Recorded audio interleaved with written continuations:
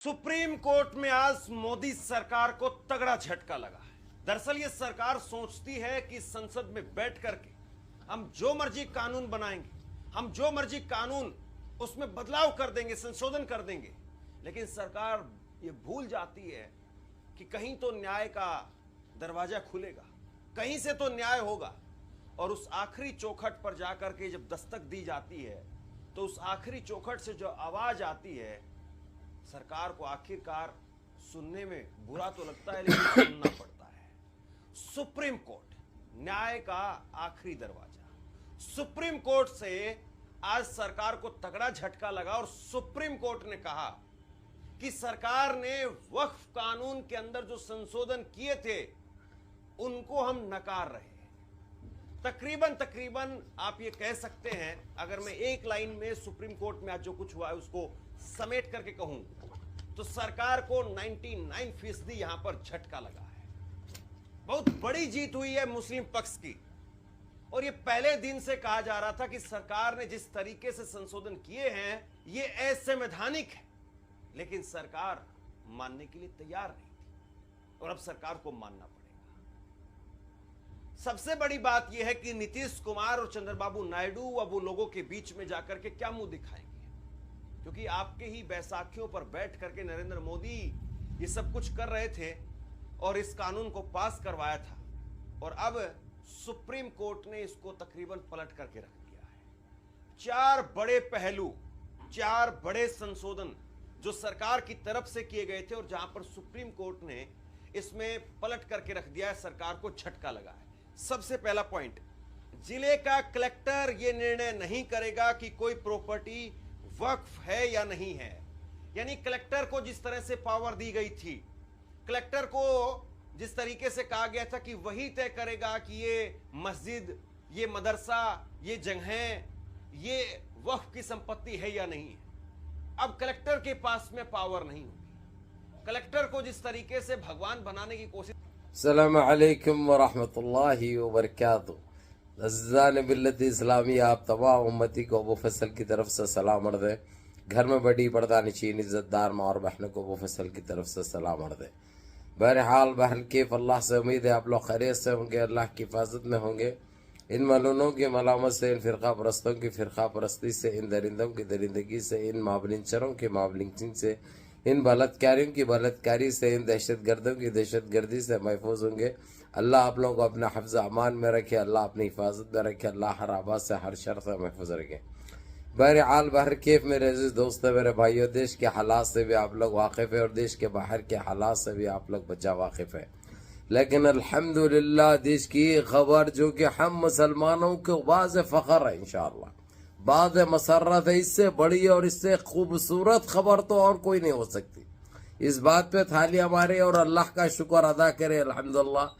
जो ये काला कानून लेके आए थे वक्फ अमेंडमेंट बिल को लेकर, हम पहले से ही बोलते हुए आ रहे थे ये इनकी चलने वाली नहीं है, इन्हों बिल ला लें दो, बिल पास कर लें दो, क्योंकि इनका ऐसा हिसाब है, टट्टी करने जाते सोच के जाते, टट्टी करके हाथ क्या साइन कर देते हैं, इन्हों बिल पास कर देते, क्योंकि इनके पास वो अक्सरियत थी।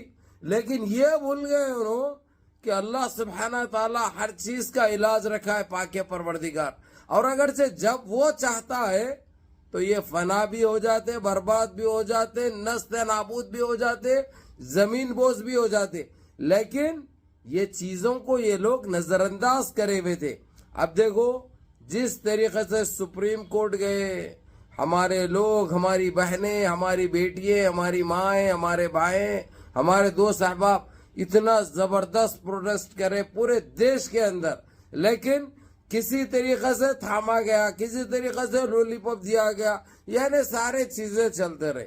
लेकिन आज सुप्रीम कोर्ट ने जिस तरीके का जजमेंट दिया, जो आप लोगों को मैंने रखा है 2 मिनट 18 सेकंड, बहुत बड़ा था वो हालांकि, लेकिन 4 चीजों पे भी बोला कि सुप्रीम कोर्ट अपने उसमें डाल लो भाई, कोई चलने वाली नहीं है। सबसे पहले जो कलेक्टर को तैयार करे थे, कलेक्टर को अहकाम जारी कर दिए गए, ओ बाबू जो तुम्हारा काम था पहले वो करो, वक्फ प्रॉपर्टीज का तुम्हारे को देखने की जरूरत नहीं है, उनके अपने जिम्मेदारान जो एक वक्त से चलते हुए आ रहा, एक सदियों से चलते हुए आ रहा, वो लोग ही देखेंगे और तुम्हारा कोई काम नहीं है।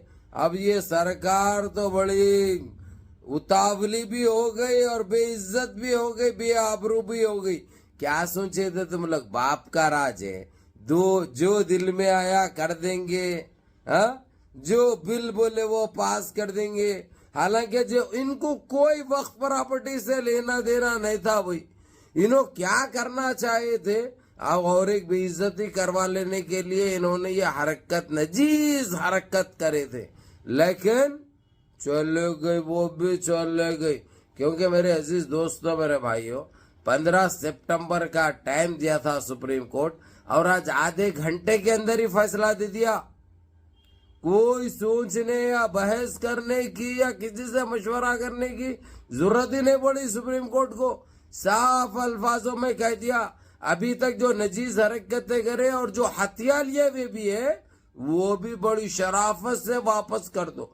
चाहे उसके ऊपर तुम कौन से भी इदारे बना लिए हुए हो, कौन से भी ऑफिसर्स बना लिए हुए हो, वक्फ प्रॉपर्टीज की अगर जो जमीन है उनके हैंड ओवर कर दो। जो चीज तुम इस्तेमाल में लिए हुए थे, अब ये जो नाजायज तुम ये कब्जे की जो सोचे थे वो अपने जहनों में से भी निकाल दो। तुम्हारे को कोई सरोकार नहीं है वक्फ मामलात में जाने का या उसमें अपनी सोच बताने का। जो काम तुम्हारे को जो दिए हुए है पब्लिक, वो काम करो। किसी के ऊपर ज्यादती या जुल्म करने की तुम्हारी इख्तियारात नहीं है, तुम्हारा कोई काम नहीं बनता। कितनी अच्छी बात हुई भाई, मेरे को तो बहुत खुशी हो रही भाई। अब मेरा तो दिल बोल रहा कि डांस करूं मैं, लेकिन इतनी एक बात है, मैं डांस वांस नहीं करता, फिर भी गाना गाता हूं मैं, क्योंकि इनको खब बोल के लगता है मेरा गाना दिल को छुपता, उनको तीर बन के लगता, सुया बन के छुपता। लाल मिर्ची जैसा लगड़ रही ना अंदर, वैसा महसूस होता है इनको, क्योंकि करे थे वो नजीज हरकतें। आज क्या फायदा हुआ, बेइज्जत भी हुए तुम, बेआबरू भी हुए तुम। अरे बाबू नहीं चलती, अरे जो काम के लिए आए हुए है तुम, उसके जरिए आए हुए है, वो भी कैसा मिला तुम्हारे को, राहुल गांधी ने बता दिया। इसलिए जो गलत चाले चले थे वो चालों में तुम फंस गए मालूम, वो भी बहुत बुरी तरीके से। अब क्या फायदा हुआ, क्या हासिल हुआ, कितने बेइज्जत हुए तुम।